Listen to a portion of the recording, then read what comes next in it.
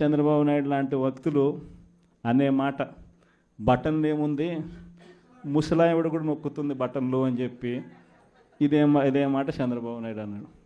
మరి ఇదే చంద్రబాబు నాయుడు ఎందుకు బటన్లు నొక్కలేకపోతా ఉన్నాడు అని చెప్పి ఇదే చంద్రబాబు నాయుడిని ఈరోజు గ్రామంలో ఉన్న ప్రతి ఇంట్లో ఉన్న వ్యక్తులు కూడా ఈరోజు అడుగుతూ ఉన్నారు.